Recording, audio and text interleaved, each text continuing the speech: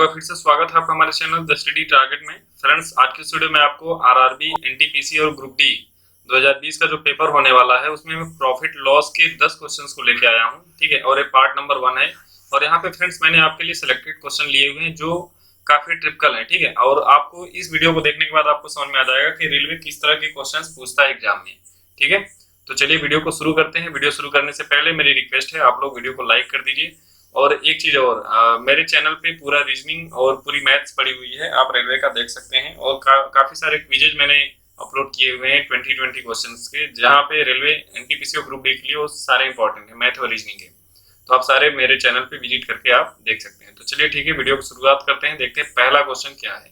लिखा हुआ है सेब की 12 पेटियां हैं, प्रत्येक पेटी में 18 सेबों वाले 12 बक्से हैं। ठीक है, मतलब सेब की 12 पेटी है और एक पेटी में 18 सेबों वाले 12 बक्से हैं।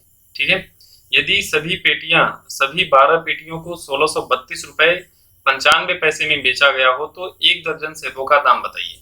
तो यहाँ पे देखिए, एक दर्जन सेबों का दाम पूछा हुआ है। तो इस क्वेश्चन को करने के लिए आपको क्या करना पड़ेगा, सेब की पेटियां देखिए 12 है। ठीक है, और एक पेटी में, तो देखिए 12 पेटियां हैं तो 12, और एक पेटी की अगर बात करेंगे, ठीक है, तो एक पेटी में कितना, 12 बक्से हैं, तो 12 ये भी आ गया, 12 बक्से हो गए।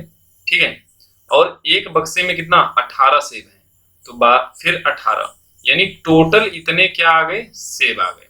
टोटल इतने सेब हो गए। बात समझ में आई कि एक क्या थी, एक पेटी थी, उसमें क्या है कि 12 बक्से हैं, इस तरह से छोटे छोटे बक्से हैं, 12 बक्से हैं। ठीक है, 12 बक्से बने हुए हैं। तो इस तरह के क्वेश्चन पूछता है रेलवे। तो देखिए 12 बक्से बने हैं और एक में 18 सेब इसमें है, 18 इसमें है, 18 इसमें है।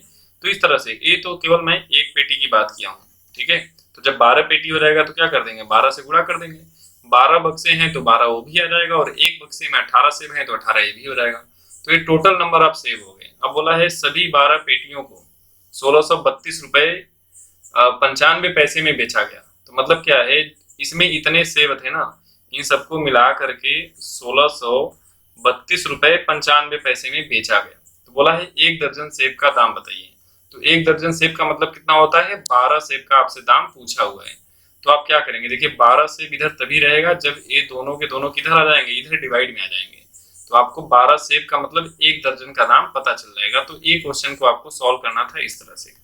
तो 1632.95 डिवाइड बाई 12 इंटू 18, बस इससे आपको कर देना है सॉल्व। 32 ही मान के करते हैं। ठीक है, तो 32 अगर मान लेंगे तो एक कट रहा है किससे, 4 से कट रहा है। तो 4 तियां 12, 4 चौके 16, 4 आठे 32। ठीक है, फिर यहाँ पे देखिए 3 से फिर कट आ रहा है, तो 3 1 जा 3 और 1 9 1 0, यानी 3 3 जा 9, 3 6 जा 18। अब आ गया 136। अब क्या करेंगे देख लीजिए, 6 3 9 1 10, यानी नहीं कट रहा है ना, यानी किससे कट जाएगा, 2 से मान लीजिए कटेगी। तो 9 6 बार में आया और फिर कितना आ गया, 3 बार में, तो 9 7 जा, तो लगभग कितना आ रहा है, 7 आ रहा है।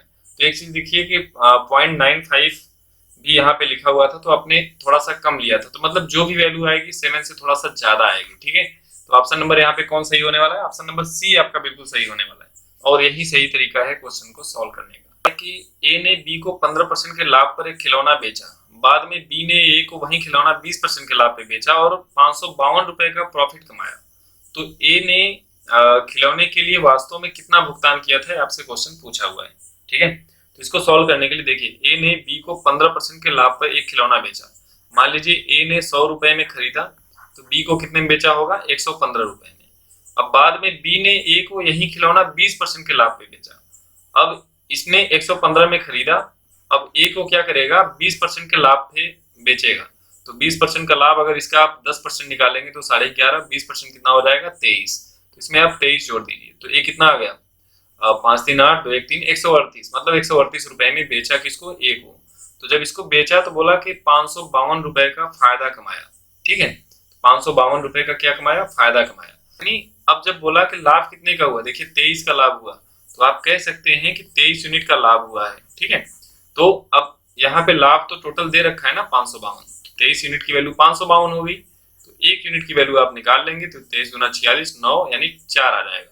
तो हाँ, आपसे पूछा क्या है, ए ने खिलौने के लिए कितना भुगतान किया था, तो 100 यूनिट का भुगतान किया था इसने। तो 100 यूनिट की वैल्यू कितनी हो जाएगी, 2400 रुपए हो जाएगी। तो आपका ऑप्शन नंबर ए आपका यहाँ पे बिल्कुल सही आंसर हो जाएगा। देखिए क्या कह रहा है कि यदि एक वस्तु की कीमत को प्रति 10 पर 10 रुपया बढ़ा दिया जाए, ठीक है, प्रति 10 पे 10 रुपया बढ़ा दिया जाए तो वर्तमान समय में 48 रुपए में उपलब्ध चीजों की संख्या पहले से 8 कम होती, वर्तमान समय में प्रति 10 की कीमत क्या होगी। जब देखिए इस तरह का क्वेश्चन आ जाए तो आपको मेरे हिसाब से ऑप्शन से ट्राई करना चाहिए, ठीक है। तो अगर ऑप्शन यहाँ पे चलिए ट्राई करते हैं तो ऑप्शन नंबर, अच्छा एक चीज ऑप्शन में ये भी ध्यान रखेंगे कि जैसे यहाँ पे 48 लिखा है, ठीक है, तो कुछ ऐसा सोचेंगे कि इससे कटने पिटने वाला हो, तो 13 और 17 को ज्यादातर ट्राई नहीं करेंगे। ये इवन है तो इवन वाले को ही ट्राई करेंगे, ठीक है। तो पहले ऑप्शन ए को लेके चलते हैं कि बोला है वर्तमान समय में प्रति 10 रुपए की कीमत क्या है। तो मान लिया कि प्रति 10 की कीमत क्या है, प्रति 10 की कीमत कितनी है, 12 रुपए है। तो यहाँ बोला है कि वर्तमान समय में 48 रुपए में उपलब्ध चीजों की पहले से 8 कम होती है, ठीक है। अच्छा 10 की कीमत अगर 12 रुपए है इस समय वर्तमान में समझिए वर्तमान में 10 वस्तु हैं और 10 वस्तु की कीमत कितनी है, 12 रुपए है, ठीक है। तो 48 रुपए में कितनी वस्तु मिलेगी, 48 रुपए में जाहिर सी बात है 12 चौके 48 हुआ है तो 40 वस्तु मिलेगी, ये चीज आपको पता चल गई। अब बोला क्या है कि वस्तु की कीमत को प्रति 10 पर 2 रुपया बढ़ा दिया जाए, तो ये मैं वर्तमान की बात कर रहा हूँ, ठीक है। तो अब जब 2 रुपया बढ़ाने की बात कर रहा है तो आप यहाँ पे क्या करेंगे, 2 रुपया आप बढ़ा के चेक करेंगे, ठीक है। जब 2 रुपया बढ़ा लेंगे तो उस समय आप देखेंगे क्या चीजें आपको मिल रही है। को 10 रुपया प्रति यानी 2 रुपया बढ़ा दिया जाए तो वर्तमान समय में बढ़ा देने के बाद वर्तमान समय में 48 रुपए में उपलब्ध चीजों की संख्या पहले से 8 कम होती है, ठीक है। तो अब देखिए 12 की बात हुई थी तो यहाँ पे ये बढ़ी हुई कीमत थी, ठीक है। तो अब उसको क्या करेंगे, उसको 10 करके चेक करेंगे, भाई 2 रुपया कम करके पहले चेक करेंगे ना, क्योंकि ये बढ़ने के बाद वाली वर्तमान समय वाली की बात हुई है। तो जब 2 रुपया कम कर देंगे तो कितना हो जाएगा, यानी 10 रुपया हो जाएगा। यानी आपको ये समझ में आ जाएगा कि 10 रुपए में कितनी वस्तु, 10 वस्तु, इतना बात समझ गए। तो 10 रुपए में 10 वस्तु हो गई, इसका मतलब ये समझ गया कि 1 रुपए में कितनी वस्तु मिलती थी, 1 वस्तु मिलती थी। तो जब 48 रुपए है तो 48 रुपए में कितनी वस्तु, 48 वस्तु। तो एक चीज आप समझ लीजिए कि देखिए अब कितनी हो गई, अब पहले जब 1 रुपए में 1 वस्तु थी तो अब क्या हो रहा है, जब दाम बढ़ा दिए 12 कर दिए तो उस समय क्या हो जाएगा, 8 वस्तु कम मिलेगी। तो यहाँ से यहाँ देख लीजिए 8 वस्तु का डिफरेंस है। तो ऑप्शन नंबर कौन सा, ऑप्शन नंबर ए यहाँ पे बिल्कुल सही आंसर हो जाएगा, ठीक है। तो इस तरह से क्वेश्चंस आपके एग्जाम में पूछे जाएंगे और आपको सॉल्व करने पड़ेंगे। देखिए इसमें क्या कह रहा है, इसमें कह रहा है कि 450 रुपए में कुछ टेनिस के गेंदें खरीदी गई, प्रत्येक गेंद का मूल्य 15 रुपए कम होता तो इस धनराशि में 5 अधिक गेंदें मिल सकती थी, तो कितनी गेंदें खरीदी गई, ये आपसे पूछा गया है, ठीक है। तो इसको आप कैसे करेंगे, इसको आप ध्यान दीजिए कि 450 रुपए में कुछ टेनिस गेंदें खरीदी गई, यदि प्रत्येक गेंद का मूल्य 15 रुपए कम होता है ना, तो कितनी गेंदें खरीदी गई। तो आप इसको ऐसे क्वेश्चन को सॉल्व करने के लिए ऑप्शन से करिए, ठीक है। देखिए कैसे, यहाँ पे देखिए 450 रुपए है, तो आप कभी भी लेंगे तो ऐसा नंबर लीजिए जो इससे पूरा जिसको ये पूरा पूरा काट दे, ठीक है। को डिवाइड करने की बात करेंगे तो 10 से भी डिवाइड हो जाएगा, 20 से डिवाइड नहीं होगा, है ना, तो 20 को नहीं चेक कर रहे हैं। 25 से डिवाइड, 25 से कम 25, 20 यानी डिवाइड हो जाएगा, और 15 से 15 45 बिल्कुल डिवाइड हो जाएगा। तो किसी एक ऑप्शन को लेके चलते हैं। तो चलिए मान लेते हैं सबसे पहले ऑप्शन नंबर ए को, ठीक है। तो अब देखिए 450 रुपए में अगर कितनी गेंदें थी, तो मान लीजिए 10 गेंदें थी, तो एक गेंद की कीमत कितनी होगी, 10 से भाग कर देंगे तो आ जाएगा कितना, 45 रुपए एक गेंद की कीमत होगी। अब बोला प्रत्येक गेंद में 15 रुपए कम कर दिया जाए, तो 15 अगर आप कम कर देंगे तो कितना हो जाएगा, 30 रुपए का एक गेंद मिलेगा, ठीक है। तो 450 का था, अब 30 रुपए का एक गेंद हो गया, तो टोटल गेंद कितनी मिल जाएगी, 30 से डिवाइड कर देंगे तो कितनी हो जाएगी, 3 × 5 = 15 यानी 15 गेंद मिलेगी। तो अब देखिए बोला है 5 अधिक गेंदें खरीदी जा सकती हैं, तो पहले कितनी गेंद मिलती थी, 10 मिलती थी, अब कितनी मिलने लगी, 15 यानी 5 ज्यादा गेंदें मिल रही ना। तो ऑप्शन नंबर ए यहाँ पे बिल्कुल सही आंसर जा रहा है, ठीक है। अदरवाइज आप चाहें तो इसको उस तरह से भी सॉल्व कर सकते हैं, कोई दिक्कत नहीं है। क्या कह रहा है कि एक व्यक्ति ने 380 रुपए में कुछ संख्या में समान वस्तुएं खरीदी, यदि प्रत्येक वस्तु के लिए उसने 1 रुपया अधिक दिया होता तो एक वस्तु कम खरीद पाता, वस्तुओं की वास्तविक कीमत प्रति वस्तु क्या थी, ये आपसे क्वेश्चन पूछा हुआ है। तो ऐसा क्वेश्चन एग्जाम में आता है तो आपको ऐसे क्वेश्चन को ऑप्शन से ही सॉल्व करना चाहिए, ठीक है।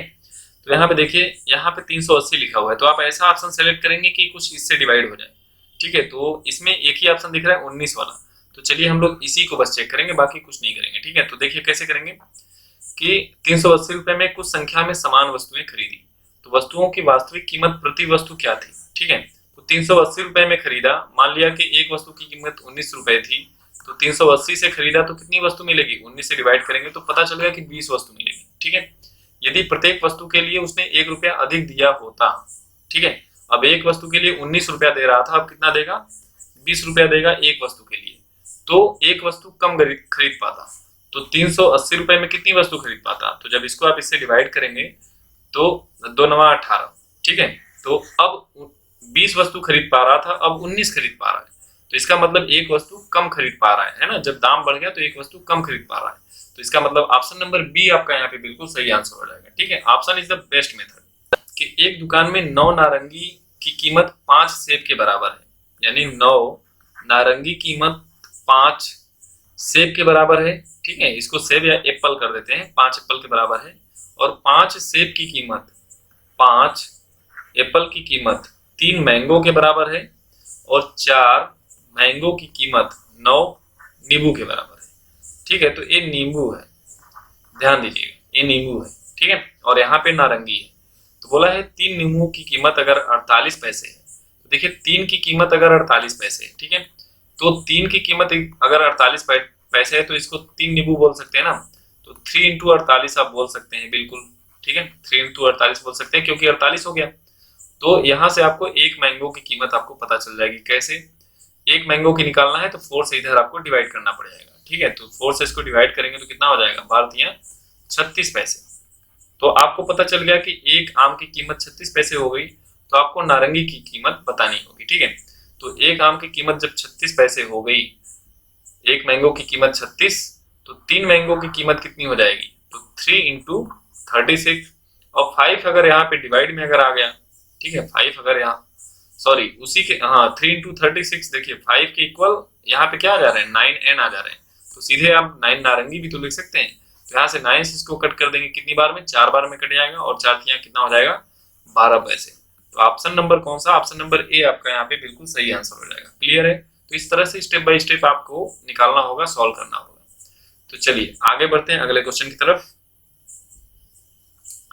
देखिए इसमें क्या करे, कुमार एक वस्तु 21 रुपए में बेचता है, जिससे उसको उतने प्रतिशत की हानि होती है जितने की उसने वस्तु क्रय की थी, तो वस्तु का क्रय मूल्य क्या होगा।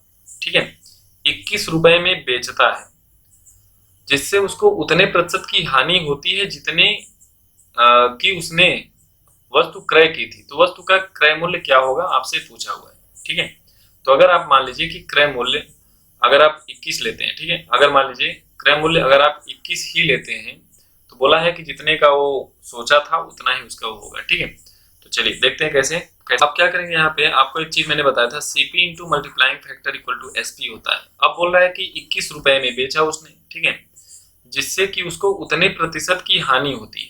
अब इसको देखिए, हानि हो रही, तो जाहिर सी बात है जो मल्टीप्लाइंग फैक्टर है 100 माइनस होगा, और कितने प्रतिशत की हानि हो रही, जितना उसका सीपी है, तो माइनस सीपी यहाँ पे लिखेंगे।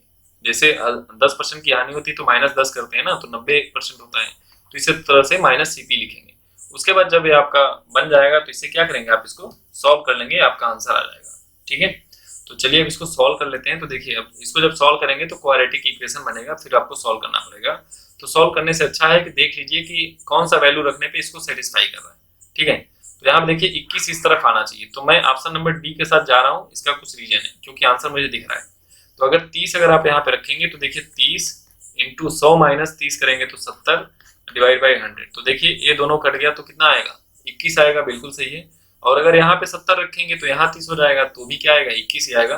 तो ऑप्शन नंबर डी आपका यहाँ पे बिल्कुल सही आंसर। लोगों ने प्रॉफिट लॉस का वीडियो अभी तक नहीं देखा है, मेरे चैनल पे पड़ा हुआ है, केवल 2 पार्ट है, उसको आधे घंटे का वीडियो देखेंगे, सारा कॉन्सेप्ट आपका क्लियर हो जाएगा। ठीक है, तो चलिए अब इस क्वेश्चन को देखिए। इसमें कह रहा है 120 वस्तुओं का क्रय मूल्य 80 वस्तुओं के विक्रय मूल्य के बराबर है, तो लाभ प्रतिशत बताइए कितना होगा।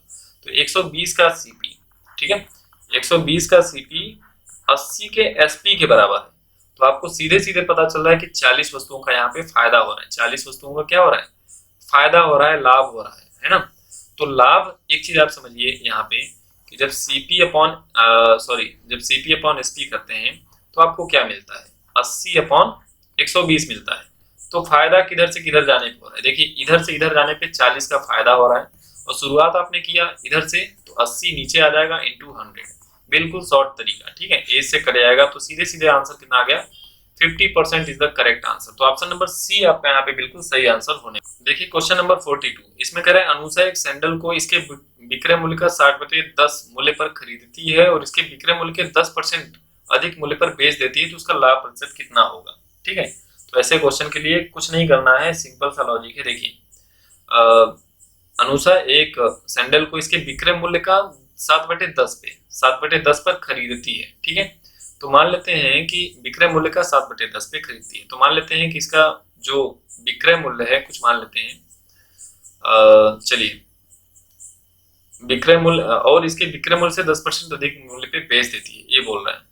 तो एसपी लिखा हुआ है, ठीक है, बात समझिए। अगर एसपी लिखा हुआ है, एसपी कितना है, मान लीजिए 100 रुपए है, ठीक है। तो इसने खरीदा कितने में होगा, विक्रय मूल्य के 7/10 पे खरीदा होगा। तो इसका जब 7/10 निकालेंगे 100 का, तो सीपी कितना आ जाएगा, 70 रुपए आ जाएगा, ठीक है। और इसके विक्रय मूल्य से 10% अधिक मूल्य पर बेचती है, तो अब विक्रय मूल्य देखिए 100 था, अब 10% अधिक पे बेचा, जो इसका बेच रही है, ठीक है। तो बेचने पे क्या हो रहा है, 10% अधिक पे बेच रही है, तो 10% अधिक का मतलब 110 रुपए में बेच रही है।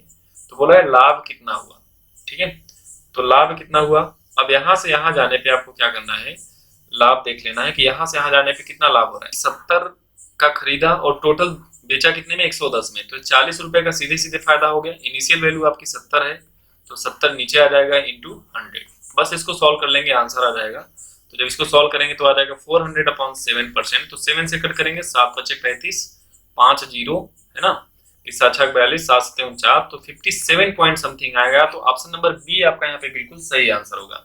क्लियर है, चलिए बढ़ते हैं अगले क्वेश्चन की तरफ। इसमें क्या लिखा है, 20 साइकिलें बेचने पर विनय को 2 साइकिलों का हानि के बराबर 2 साइकिलों के विक्रय मूल्य के बराबर हानि होता है, 2 साइकिलों के विक्रय मूल्य के बराबर हानि होता है, तो उसका हानि प्रतिशत ज्ञात कीजिए कितना होगा, ठीक है। तो इसमें देखिए सीधा सा फंडा है कि हो क्या रहा है कि जो अगर मान लीजिए उसने 20 साइकिलें खरीदी, ठीक है, 20 साइकिलों का जो सीपी था, मतलब 20 साइकिलों को मान लीजिए उसने 1000 रुपए में खरीदा, तो जब वो बेचेगा ना तो 22 साइकिलों को 1000 रुपए में बेचेगा, तो 2 साइकिल का उसको नुकसान हो रहा है, ठीक है।